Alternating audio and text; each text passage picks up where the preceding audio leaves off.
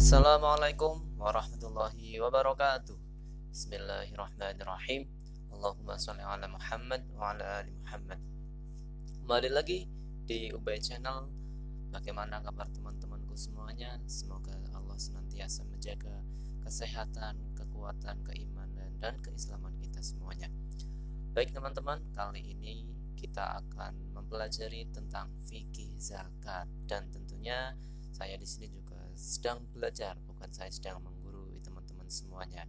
Ya, buat teman-teman yang merasa channel ini bermanfaat, silahkan diklik tombol subscribe, like, lalu bagikan ke teman-teman yang lain.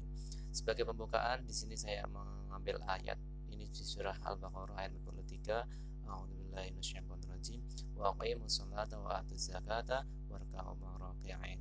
Ini adalah perintah di mana zakat itu diwajibkan, bahkan selalu bersanding dengan sholat. Sering sekali bersanding dengan kalimah sholat. Ya, kita masuk ke yang pertama.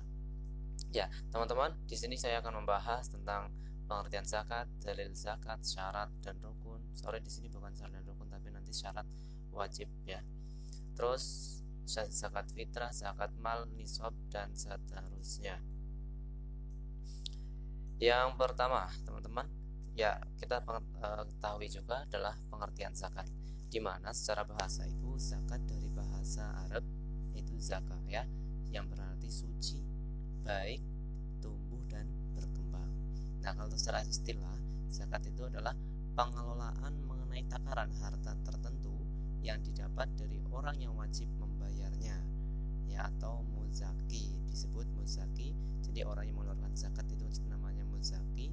Terus selanjutnya diberikan kepada orang-orang yang berhak menerimanya atau mustahik ya, itu teman-teman pengertiannya. Lalu dalilnya, dalil zakat itu ada dua ya, Al-Quran dan hadis, di mana Al-Quran itu di surah Al-Baqarah ayat 43 yang tadi, wa aqimus sholata wa atuz zakata warka'u ma'araki'in, dan tunaikanlah sholat dan tunaikanlah zakat dan berukulah bersama orang-orang yang ruku. Dan surah At-Taubah ayat 11, ayat 103, surah Ar-Rum dan seterusnya.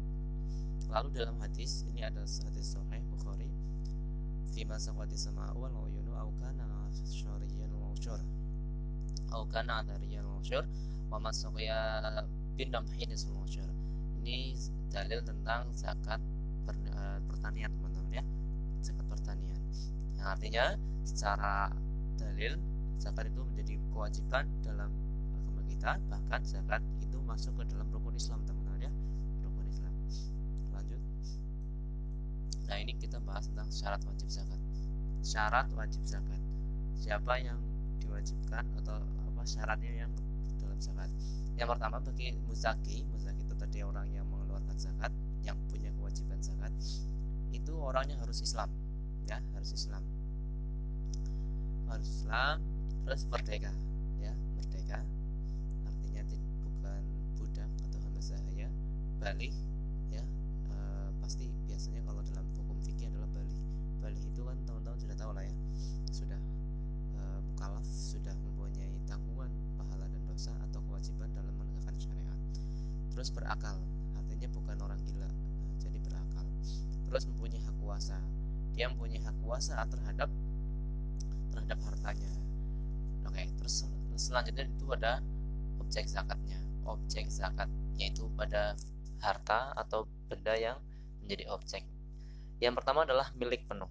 Milik penuh yaitu maksudnya gini, harta sepenuhnya itu berada dalam kontrol kepemilikannya, baik itu kekuasaan dalam pemanfaatan atau kekuasaan menikmati hasilnya dengan cara halal. Ya, contohnya sih seperti hasil usaha, warisan, atau harta pemberian pihak lain. Nah, seperti itu ya. Nah, jadi kalau harta yang haram itu nggak wajib dizakati teman-teman ya, nggak wajib dizakati.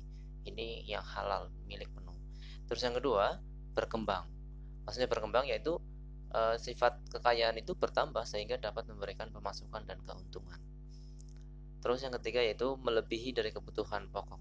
Maksudnya pengertiannya itu kebutuhan minimal yang diperlukan seseorang itu kan harus berlebih, baru itu mempunyai kewajiban zakat. Ya, kebutuhan minimal kan seperti rumah ya, pakaian, kesehatan, pendidikan, belanja keseharian dan seterusnya. Terus yang keempat itu mencukupi satu nisab, ya, mencukupi satu nisab, yaitu jumlah harta tersebut telah sampai dalam takaran tertentu yang sesuai dengan ketetapan syariat, ya. Nah, ketika belum satu nisab itu belum kewajiban untuk disakati. Nanti nisab di bawah insyaallah dia akan jelaskan.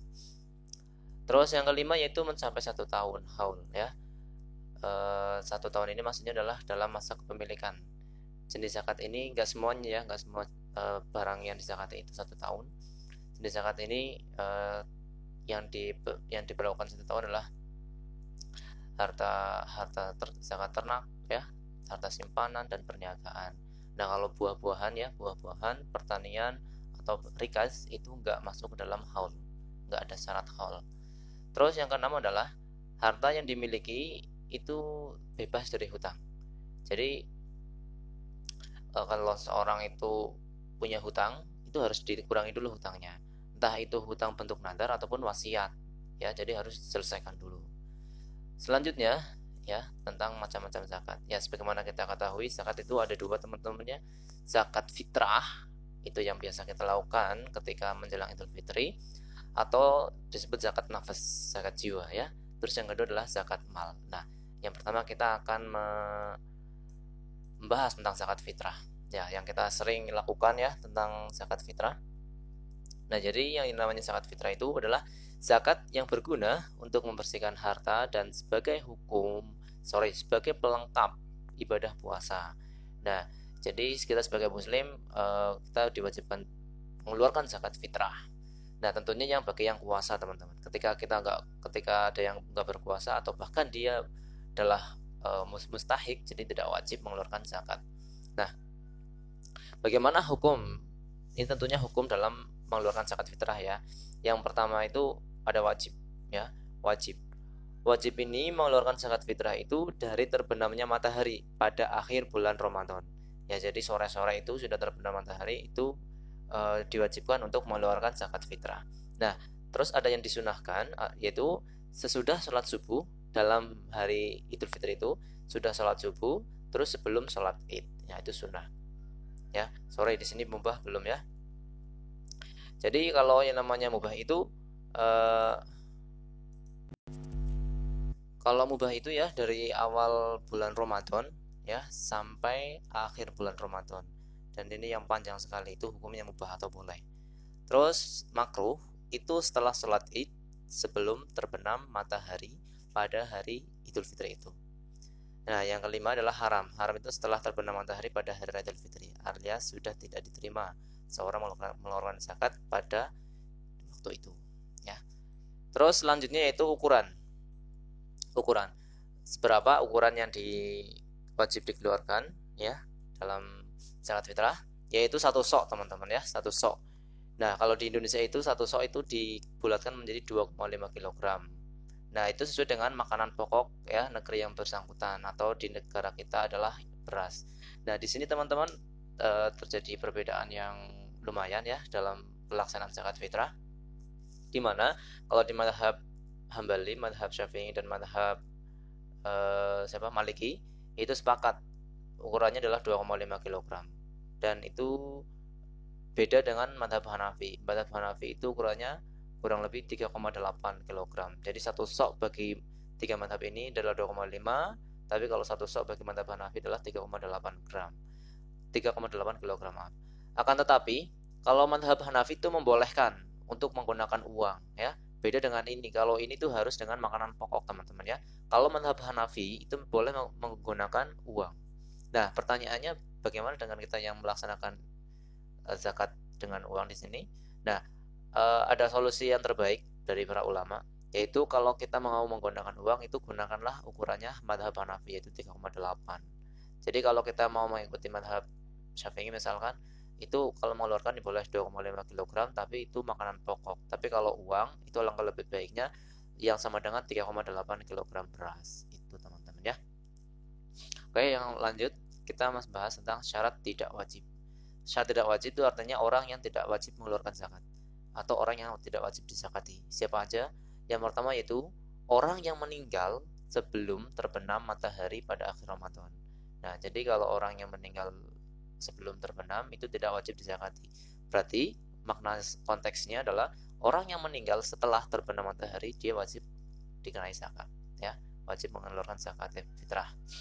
Bagi orang yang kewajiban untuk mengeluarkan misalkan kayak ayahnya gitu ya.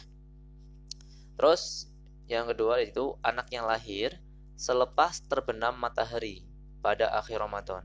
Ya, jadi anak lahir itu setelah terbenam matahari pada akhir Ramadan itu tidak diwajibkan untuk mengeluarkan zakat fitrah ya. Jadi kalau misalkan bayi itu sebelum terbenam matahari di akhir Ramadan, misalkan sekarang sore gitu ya, sekarang sore, nanti sore sebelum terbenam anak itu lahir. Nah, walaupun dia mengalami beberapa jam di bulan Ramadan itu, tetap dia wajib dizakat fitrah ya teman-teman ya. Terus yang ketiga yaitu orang yang baru memeluk agama Islam sesudah matahari terbenam di akhir Ramadan. Jadi sama aja tadi ya kayak bayi. Kalau dia memeluk agama Islam di waktu asar misalkan, nah dia berarti kan masih menemukan Ramadan walaupun beberapa jam ya, maka dia wajib mengeluarkan zakat fitrah. Tapi kalau dia sesudah matahari terbenam, dia tidak kewajiban. Terus yang keempat, tanggungan istri yang baru saja dinikahi selepas matahari terbenam pada akhir Ramadan. Maksudnya gini, misalkan kamu ikhwannya atau laki-laki yang menikah setelah matahari terbenam di akhir Ramadan, maka kamu tidak kewajiban untuk mengeluarkan zakat fitrah istrimu. Tapi kalau misalkan antum menikah asar misalkan ya, atau jam 5 misalkan, jam 5 sore sebelum matahari terbenam, walaupun 1 jam kalian menikah, ya maka suami itu wajib mengeluarkan zakat fitrah istrinya, ya. Seperti itu teman-teman. Selanjutnya yaitu tentang zakat mal. Ya, zakat mal artinya itu adalah harta.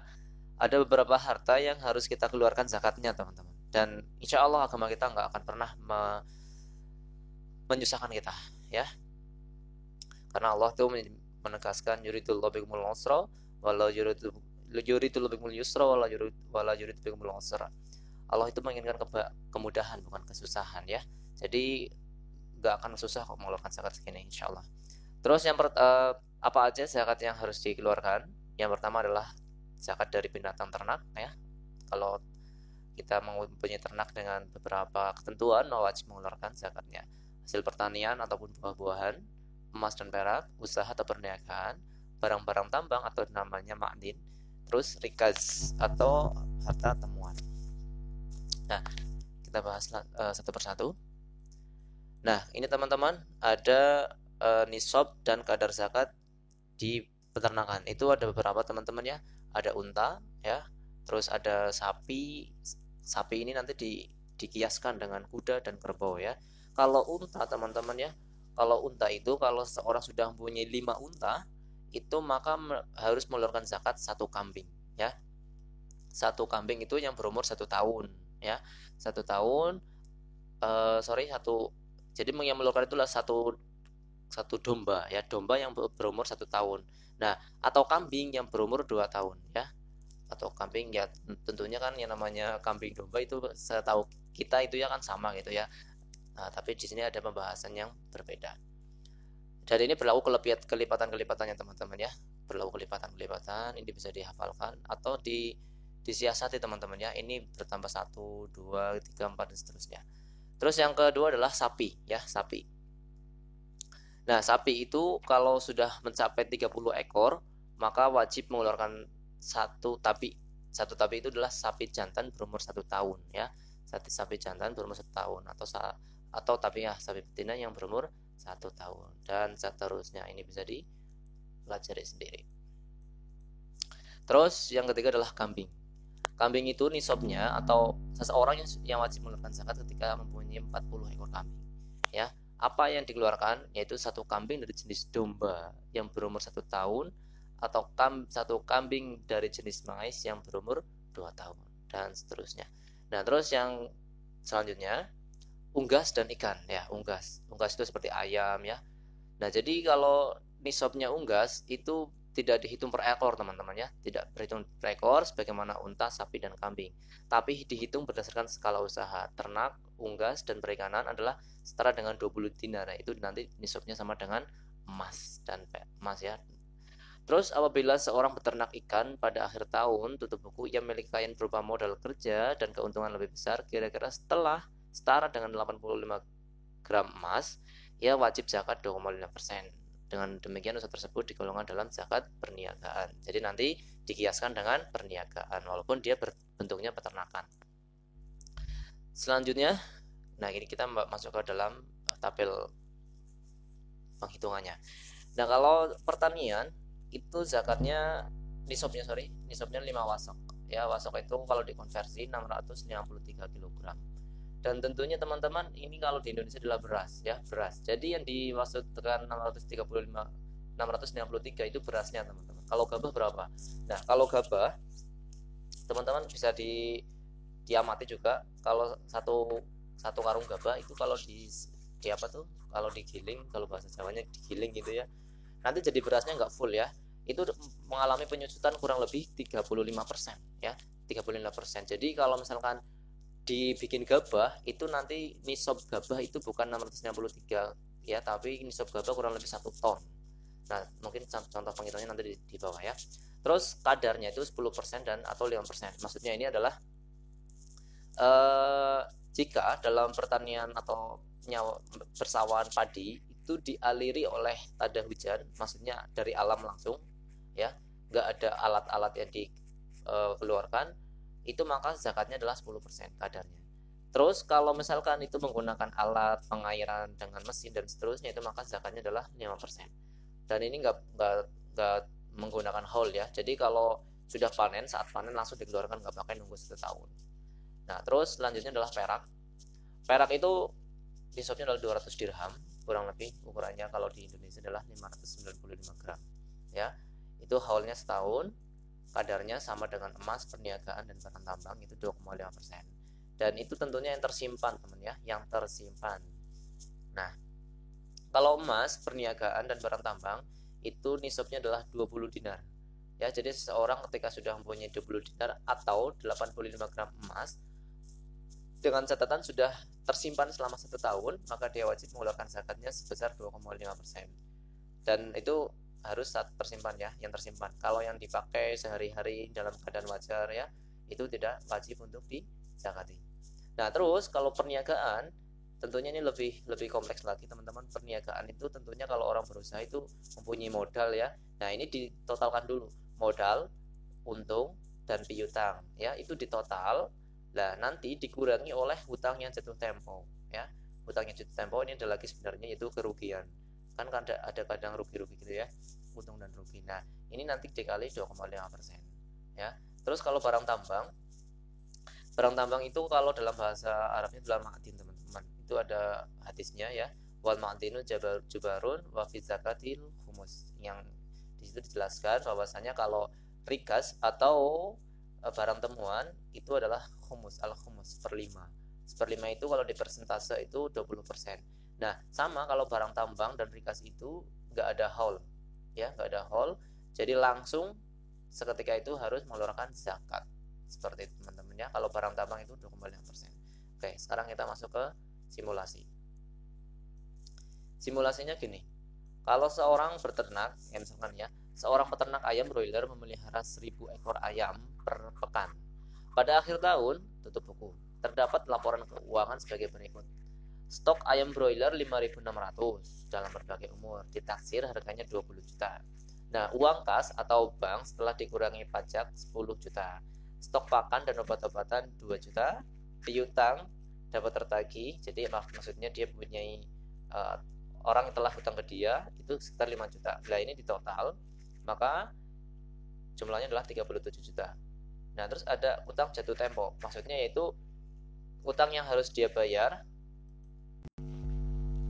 Jadi maksudnya adalah utang yang dia harus bayar, maka ini dikurangi ya, 37 juta kurang 5 juta maka 32 juta. Nah, terus ini kan sudah mencapai nisab ya.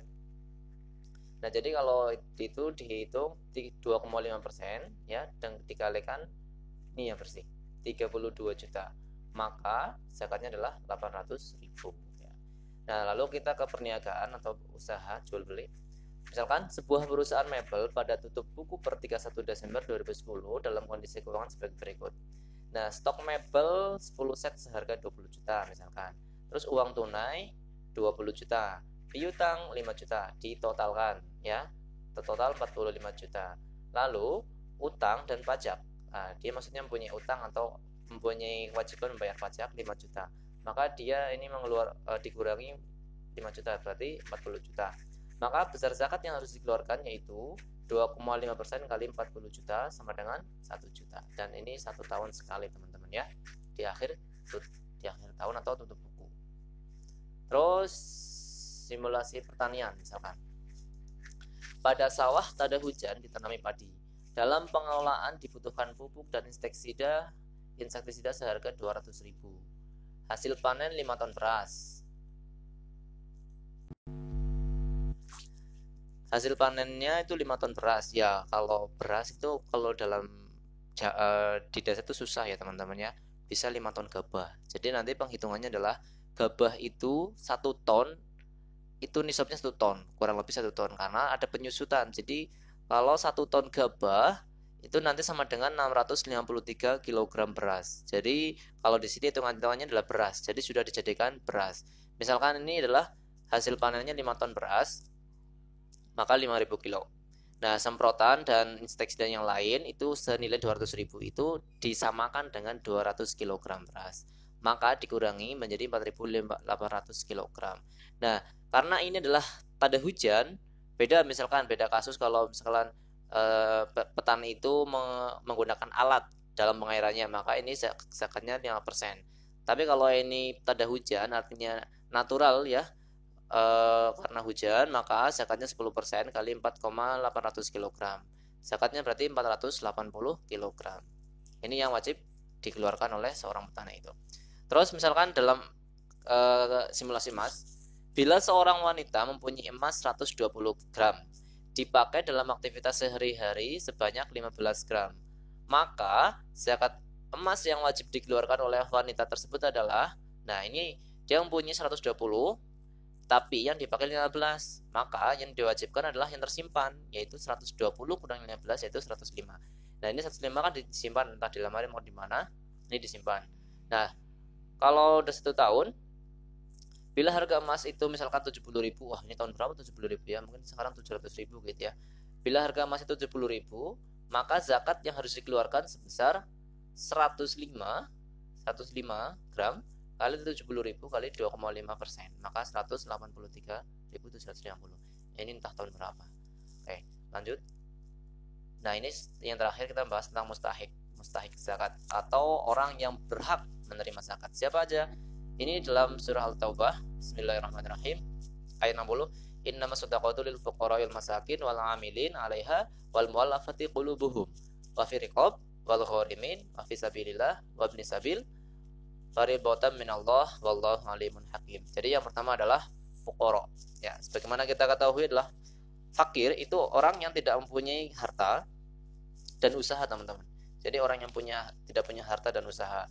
Lalu kalau masakin atau miskin itu orang yang punya harta tapi tidak cukup untuk memenuhi kebutuhan sehari-hari ya, cuma sekedar punya. Nah, terus kalau amil itu pengelola yang mengelola zakat yang tentunya itu diangkat oleh penguasa, teman-teman ya, yang diangkat oleh penguasa atau pemimpin. Terus selanjutnya tadi apa, amil wal mu'allaf itu orang yang baru masuk Islam, karena kita ditakutkan masih lemah imannya. Jadi untuk menguatkan keimanannya atau untuk menunjukkan solidaritas sama muslim, maka diwajibkan untuk memberikan zakat kepada dia ya. Terus wafi riqab itu hamba sahaya. Jadi hamba sahaya atau budak yang sudah melakukan perjanjian dengan tuannya akan dimerdekakan, maka itu diwajibkan atau dibolehkan untuk menerima zakat untuk menebus kemerdekaannya gitu ya. Wal gharimin, orang yang terlilit hutang. Orang yang terlilit hutang itu karena tidak sanggup untuk memberikan atau untuk membayar hutang, maka boleh menerima zakat. Wa fi sabilillah, jadi orang yang berjuang di jalan Allah. Ini ulama menafsirkan itu tentara yang berjihad di jalan Allah yang tentunya tidak dibayar oleh penguasa. Jadi murni karena keinginan sendiri sehingga dia boleh menerima zakat. Dan tentunya wallahu alam ya, sekarang tidak ada dan ini banyak sekali yang menafsirkan, ternyata juga banyak yang menafsirkan orang siapa aja yang berjuang di jalan Allah, entah itu di dalam medan jihad maupun di medan dakwah. Jadi kalau ada ulama, kalau aku sih sepakatnya dalam fisabilillah itu orang yang berjihad di jalan Allah sungguh-sungguh di medan perang gitu ya. Terus yang selanjutnya adalah wabni sabil, ibnu sabil. Ibnu sabil itu orang yang dalam perjalanan dia kehabisan bekal. Jadi boleh menerima zakat dengan catatan cukup untuk sampai di tempat tujuan. Itu teman-teman beberapa yang wajib dizakati. Oke, terima kasih teman-teman. Terima kasih yang telah menyimak. Jazakumullah khairan. Bismillah. Jika ini bermanfaat silahkan klik tombol subscribe dan share ke yang lain. Wassalamualaikum warahmatullahi wabarakatuh.